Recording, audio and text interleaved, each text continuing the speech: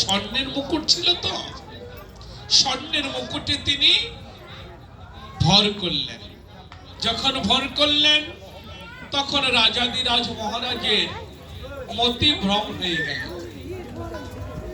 মতি ভ্রম কেন হলো? কলি ভর যেখানে করে সেখানে মতি ভ্রম এমনি, যেখানে আলকথা কুকথা সমালোচনা সেখানেই কলি বাবা।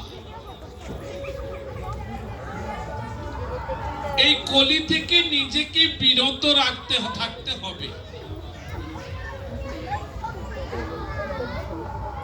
মায়েরা, আমরা স্বর্ণের অলংকার পরি না। এই যে দেখেছেন, এটা কি? তুলসী বৃক্ষ। এই তুলসী বৃক্ষ হচ্ছে কৃষ্ণ প্রিয়সী, কৃষ্ণ ভক্তি প্রদায়িনী।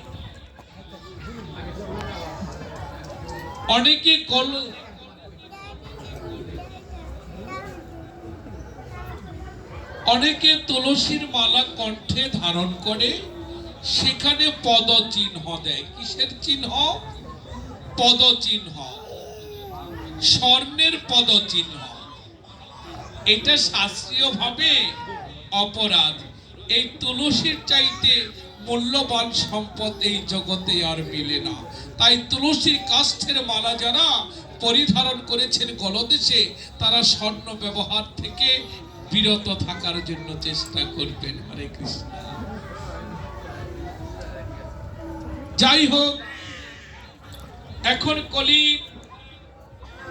আশ্রয় নিল।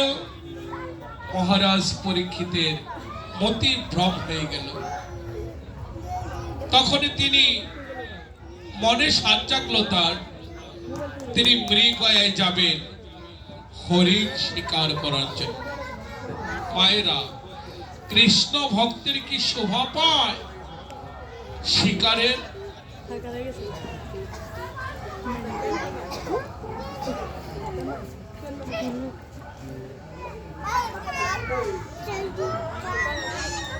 কমিটির লোক তো একজনও দেখতে পাচ্ছি না।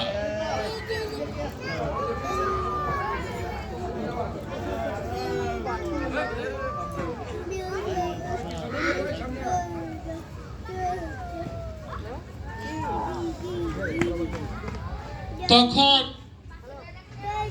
প্রভাতে উঠে এই মহারাজ পরীক্ষিত গেলেন হরিণ শিকারে।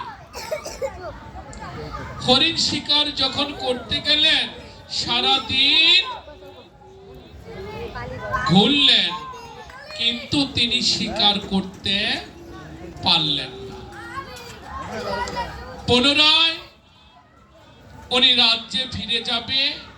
তখন ওই সময় জল পিপাসার্থ তৃষ্ণার্থকে মহারাজ পরীক্ষিত অদূরে দেখতে পাচ্ছে একটি আশ্রম।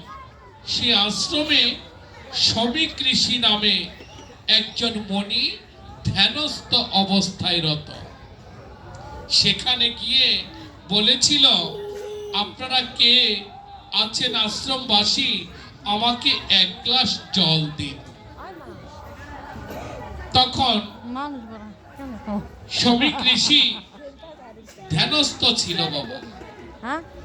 দেখুন, এই যে ধ্যান কাহাকে বলে বাবা?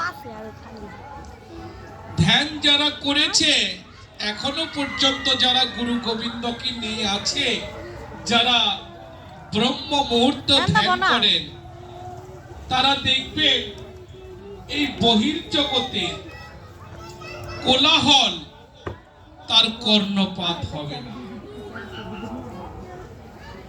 আর যে গুরুর ধ্যানে, গুরুর রূপে মনকে নিবিষ্ট না করতে পেরেছে, তার মন হচ্ছে বিচলিত। সেই মনে কখনো গুরুর ধ্যান হয় না, তার আন কথা কর্ণপাত হবেই হবে। কৃষ্ণ নামের গুণ কি জানেন মা? এই যে কৃষ্ণ কথায়, হরি কথা শ্রবণ করার জন্য সকলেই সমবেত হয়েছে। একটু দেখেন তো, একটু চিন্তা করে, এই যে শ্বাসের ক্রিয়া, এখন শ্বাস প্রশ্বাস কিন্তু সকলেরই স্থির হয়ে গেছে। শ্বাস কমে গেছে না বাবা? সকলের যারা যারা সমবেত হয়েছেন, যারা যারা কৃষ্ণ কথায় নিজেকে নিমজ্জিত রাখতে পেরেছেন, তাদের মনটি শান্ত হয়ে গেছে, মনটি আর বিচলিত নয়। শ্বাসের ক্রিয়াটি কমে গিয়েছে। কিসের গুণে? কৃষ্ণ নামের গুণে, হরি নামের গুণে, ভক্তের চরণ ধুলার গুণে।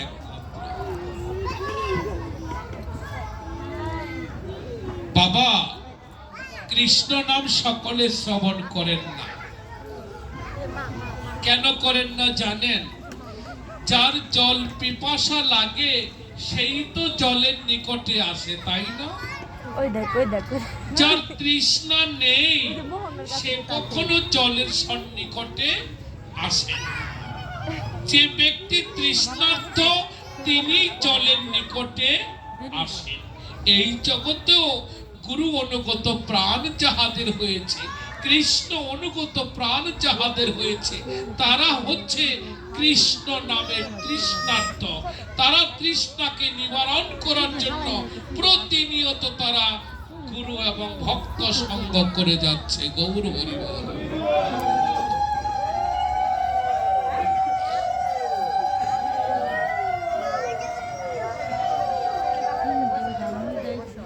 যাই হোক, মহারাজ পরীক্ষিত যখন ডাকলেন, শমী ঋষির ধ্যান ভঙ্গ হয়ে গেল। একটি মৃত সর্প ছিল ধনুকের অগ্রভাগ দিয়ে শমী ঋষির গলদেশে মৃত সর্পটি জড়িয়ে দিলেন। ওই মৃত সর্পটি হচ্ছে কলি। অদূর থেকে তার সন্তান শমী ঋষির সন্তান সিঙ্গির, তিনি অভিশাপ করেছিল মহারাজ পরীক্ষিতকে, আমি অভিশাপ করলাম, কে বা কারা আমার পিতৃদেবের গলদেশে একটি মৃত সর্প জড়িয়ে দিয়েছে। আমি অভিশাপ করলাম সপ্তম দিবসে তক্ষক নাগের ধ্বংসেনে তার মৃত্যু হবে। মহারাজ পরীক্ষিত শমী ঋষি যখন সিঙ্গিরকে ডাক দিয়েছেন, সিঙ্গির দৌড়ে এসে পিতাকে বলেছে, পিতা আপনি আমাকে ডেকেছেন? হ্যাঁ হ্যাঁ ডেকেছি। কেন ডেকেছি জানো? এই যে যাকে তুমি অভিশাপ দিলে তিনি তো জন্মসূত্রে কৃষ্ণ ভক্ত। এই অভিশাপ তুমি ফিরিয়ে নাও। কেননা মা উত্তরা যখন এই পরীক্ষিতকে গর্ভে রেখেছিল, অনেক পরীক্ষার মাধ্যমে, যুদ্ধের মাধ্যমে তার জন্ম হয়েছিল, বিধায় তার নামটি রাখা হয়েছিল রাজাধিরাজ মহারাজ পরীক্ষিত। অতি পরীক্ষার মাঝে যার জন্ম হয়েছে তার নামটি রাখা হয়েছে রাজাধিরাজ মহারাজ পরীক্ষিত। যখন ব্রহ্মাস্ত্র আসলো উত্তরাকে ধ্বংস করবে, তখন ব্রহ্মাস্ত্রকে বলেছিল, হে ব্রহ্মাস্ত্র তুমি আমাকে ধ্বংস করে ফেলো, দুঃখ নেই, কিন্তু তুমি কি জানো আমার গর্ভে একটি কৃষ্ণ ভক্ত সন্তান আছে। এই সন্তানের গায়ে আমি থাকাকালীন একটি ফুলের আঁচড়ও তুমি দিতে পারবে না, তুমি চলে যাও।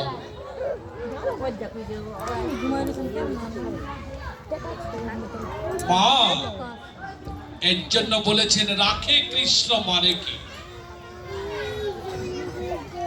মা একমাত্র জানতে পারে আমার এই সন্তানটি কৃষ্ণ ভক্ত হবে, সেটা পিতা জানতে পারে না, মা জানতে পারে। কেন জানতে পারে জানেন মা? অপরাধ ক্ষমা করবেন। কাশ্মীরে কমলা চাষ হয়,